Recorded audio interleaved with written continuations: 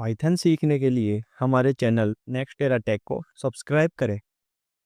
Hello guys, welcome back to our Python series. आज हम lecture 22 को कवर करने वाले हैं, जिसमें हम पढ़ने वाले हैं रिटर्न वैल्यूज़। तो हम इस लेक्चर में देखने वाले हैं कि रिटर्न वैल्यूज़ क्या होती है, कहाँ यूज करते हैं, कैसे इनको लिखा जाता है। तो हम इस लेक्चर में सब कुछ देखने वाले हैं। तो पहले हम देखते हैं इसकी definition. Return statement is use to send a value back from the function. तो मतलब जब हम फंक्शन के अंदर कोई काम करते हैं, जैसे एडिशन हो गया या फिर सब्ट्रैक्शन करना हो गया या कोई रिजल्ट को निकालना, तो उस रिजल्ट को फंक्शन से बाहर भेजने के लिए हम रिटर्न का यूज करते हैं। जैसे हम फंक्शन से कोई वैल्यू रिटर्न करवा रहे होते हैं, तो why we use return statement, तो to get result from a function.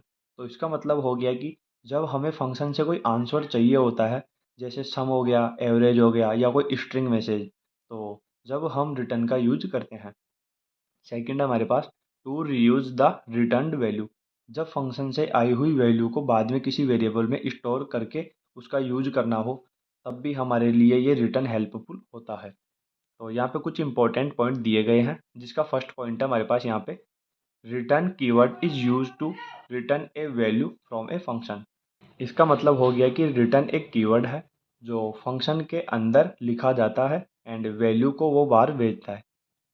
Second लिखा हुआ है, once return executes function stops running. तो इसका मतलब हो गया कि जैसे ही रिटर्न स्टेटमेंट एग्जीक्यूट होता है, उसके बाद के लाइंस रन नहीं होती, फंक्शन वहीं पे रुक जाता है।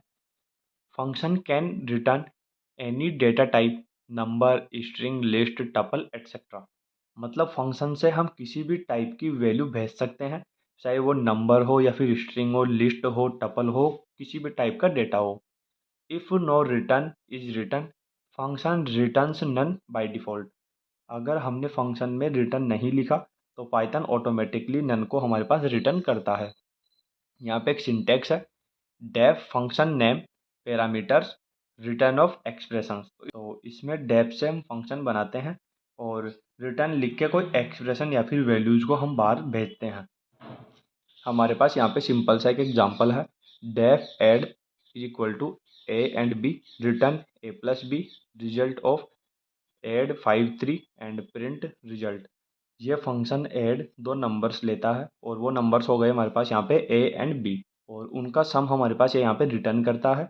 एंड रिजल्ट वेरिएबल के अंदर हमने उन दोनों का सम को स्टोर कर दिया और हमने लास्ट में प्रिंट करवाया है रिजल्ट को, जो कि रिजल्ट के अंदर 5 और 3 का सम स्टोर है। तो हमारे पास में आउटपुट आएगा 8। एंड सेकेंड एग्जाम्पल है हमारे पास यहाँ पे, def greet return hello welcome to Python message greet print of message.